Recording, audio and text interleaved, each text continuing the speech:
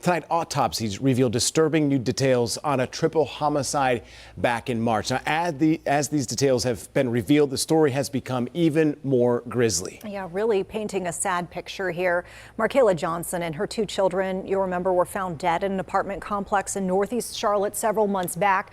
Well, today a new autopsy report revealed how the 22-year-old died. Hey to you.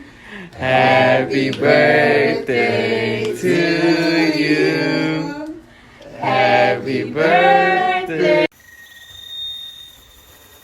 Air fresheners and scented candles filled the apartment, dozens of them, strategically placed in every room. A desperate attempt to hide what lay within. The officers knew something was wrong the moment they stepped inside. The overwhelming artificial fragrance couldn't mask the underlying scent that experienced law enforcement immediately recognized. As they pushed deeper into the silent home, the contrast was jarring. Cheerful family photos on the walls, a child's drawing taped to the refrigerator, and yet an unmistakable emptiness hung in the air. A neighbor had reported not seeing the young family for weeks, yet their car remained in the parking lot. The officers followed their instincts and the unmistakable odor that persisted despite all efforts to conceal it. In the bedroom closet, partially hidden beneath folded blankets, they discovered a sealed plastic storage container. The lid had been secured with duct tape. When they finally opened it, what they found inside was the beginning of a nightmare that would haunt Charlotte, North Carolina for years to come. But the horror was just beginning. What they would discover next in the trunk of the family car would leave even the most seasoned detectives shaken to their core. Welcome to True Crime Journal, where we uncover the stories that shake communities to their core and expose the darkest depths of human behavior. Today, we dive into the case of Markayla Simone Johnson and her children, Miracle Ray Johnson and Messiah Elijah Johnson, a family betrayed by Benjamin Marcus Taylor in a crime so disturbing, so methodically executed, that it forces us to question how well we truly know the people in our lives. Before we continue, take a moment to subscribe and hit the notification bell. This case exposes critical warning signs we all need to recognize, signs that might save a life in your own community. Markayla Johnson never had it easy. Born into difficult economic circumstances, the 22-year-old single mother faced daily struggles that would overwhelm many. But those who knew her best spoke of a young woman whose generosity defied her limited resources. She would give the shoes off her feet to anyone who needed them, her cousin told local reporters after her death. She would give her last. She was a sweet-hearted person. This wasn't just a figure of speech. Family members recounted numerous instances when Markayla had literally given away her possessions, food, or money to those she perceived as being in greater need than herself. This selflessness, while beautiful, created vulnerability. Markayla's innate desire to help others sometimes left her susceptible to those who might exploit her giving nature. Despite facing economic hardships and social obstacles, Markayla found her purpose in motherhood. 4-year-old Miracle had inherited her mother's bright smile and gentle disposition. Teachers at her preschool described a curious, engaged child who loved drawing and singing.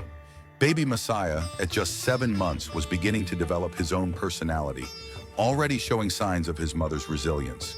Photographs shared by family members showed a mother who beamed with pride whenever her children were near. Her daily routine revolved entirely around their needs. Miracle's preschool schedule, Messiah's feeding times, doctor appointments, and play dates structured Markayla's days. Those babies were her world, her aunt explained. Everything she did, every decision she made was with them in mind. Her dedication to motherhood became even more remarkable considering the challenges she faced. Living on a limited income in an area with few support services, Markayla nonetheless ensured her children never went without necessities. She became adept at stretching resources, finding free community activities, and creating joy despite their circumstances. Benjamin Taylor entered Markayla's life approximately 6 months before the tragedy. According to family accounts, they met through mutual acquaintances at a community gathering. Taylor, 34, presented himself initially as supportive and interested in helping the young mother with her children.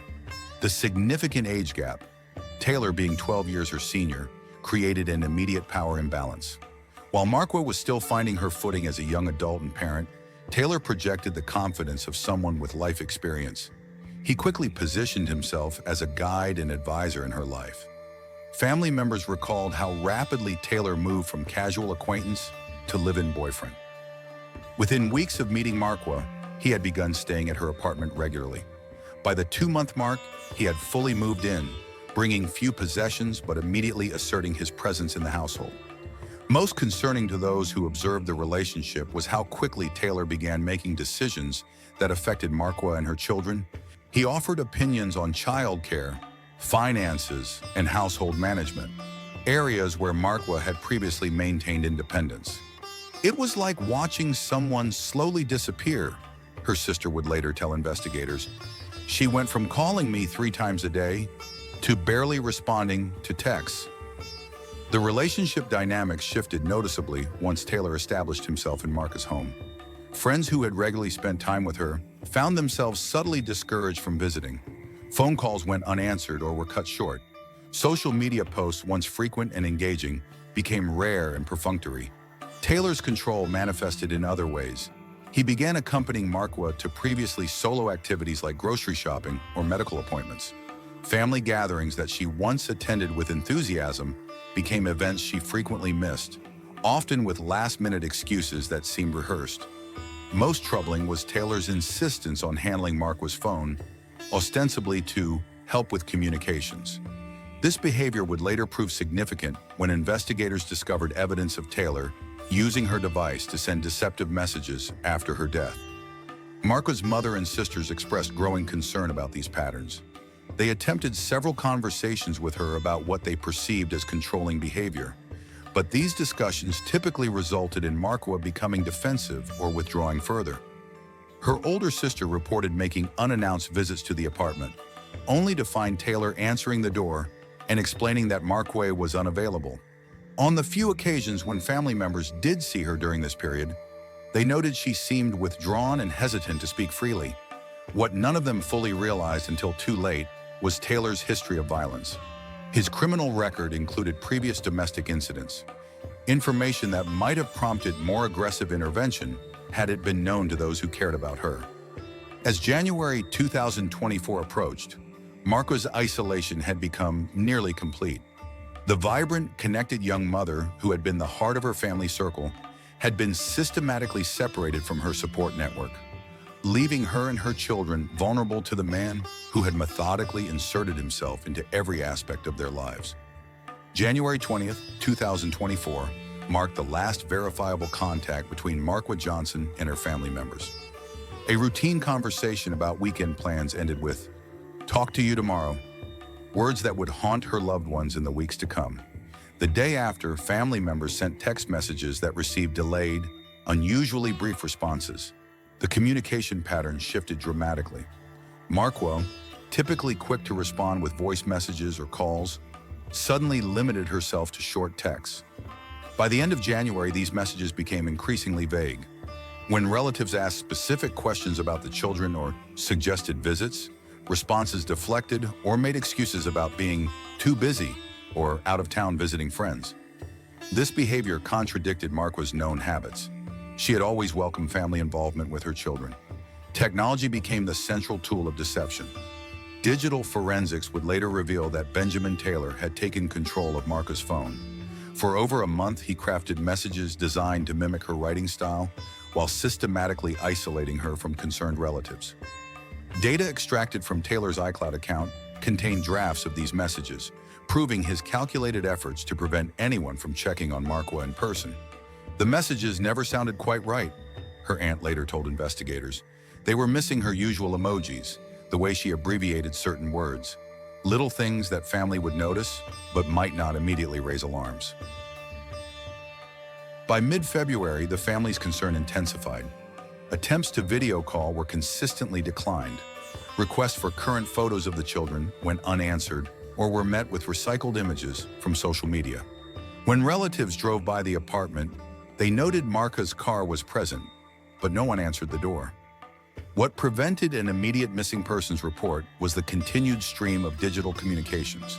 The messages, strategically timed and containing just enough personal details to seem authentic, created sufficient doubt to delay formal action. Additionally, adult privacy considerations complicated the situation. At 22, Markayla had the right to limit contact with family without triggering automatic police involvement.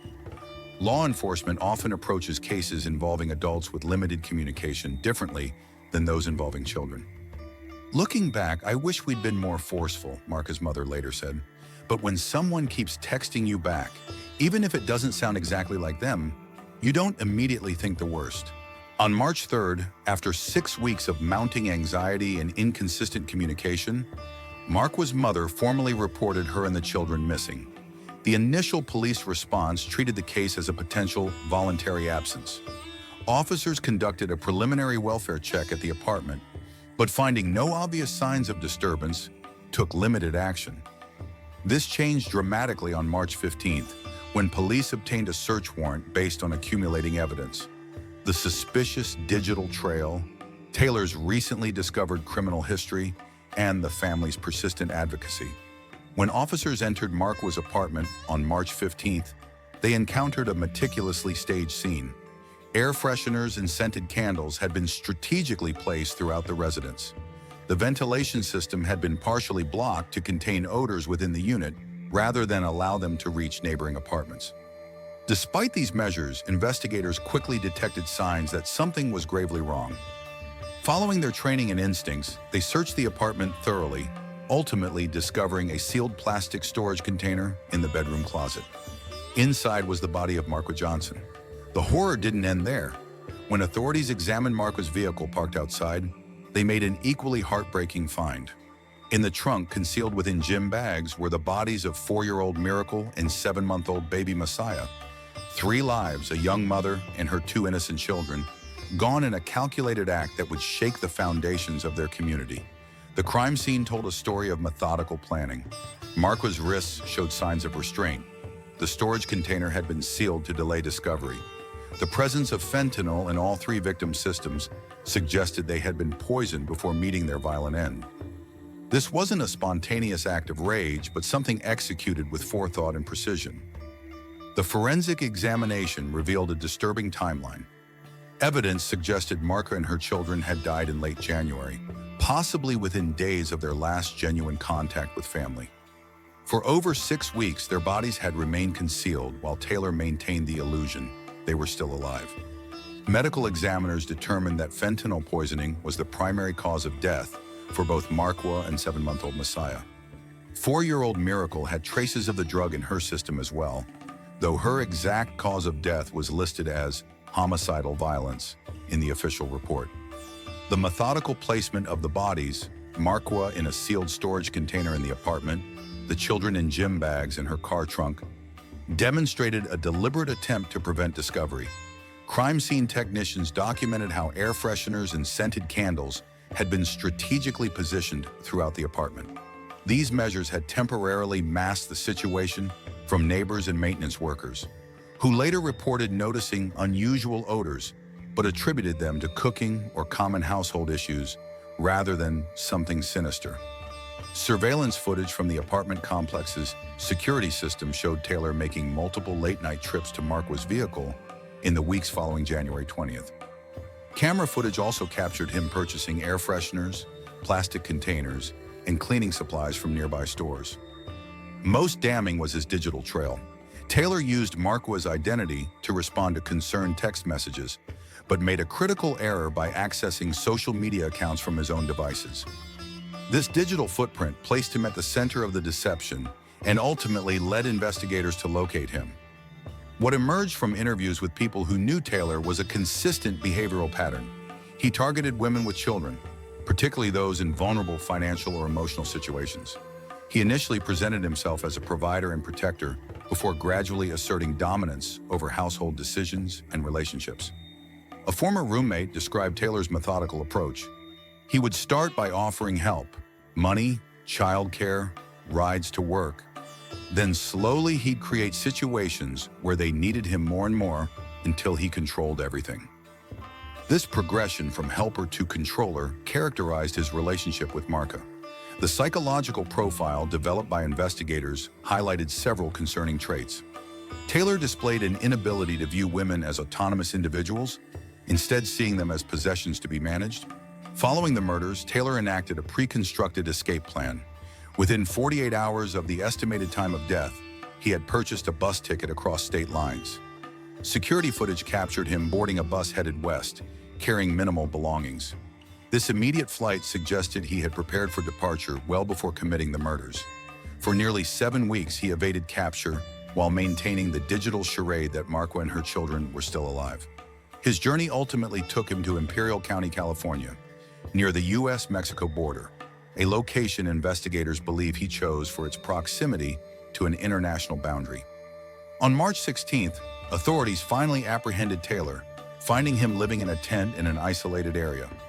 His deteriorated physical state and makeshift living situation contrasted sharply with the meticulous planning of his crimes and escape. The man who had so carefully constructed an alternate reality through digital manipulation was reduced to surviving on the margins of society.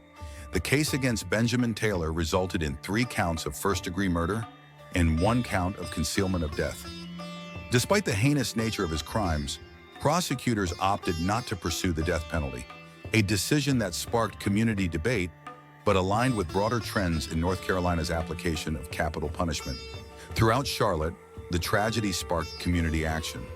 Domestic violence advocacy groups launched educational campaigns focused on identifying controlling behaviors early. Local law enforcement implemented enhanced protocols for welfare checks involving households with young children. The story of Markayla Johnson and her children reminds us that domestic violence affects entire families and communities. It demonstrates how technology can be weaponized to conceal abuse and delay intervention. Most importantly, it highlights how quickly controlling behaviors can escalate to deadly violence. If this coverage has impacted you, please take a moment to like this video and subscribe to True Crime Journal. Your support allows us to continue raising awareness about these critical issues and honoring victims who deserve to be remembered. In the comments below, share your thoughts on how we can better protect vulnerable families in our communities. What warning signs do you think we should all be more aware of to prevent similar tragedies? Subscribe to True Crime Journal for more in-depth coverage of cases that matter. By understanding these tragedies, we honor the memory of Markayla, Miracle, and Messiah while working toward a future where fewer families experience such devastating loss. Remember, the next text message that seems off might be more than just strange wording. It could be a cry for help that never gets sent.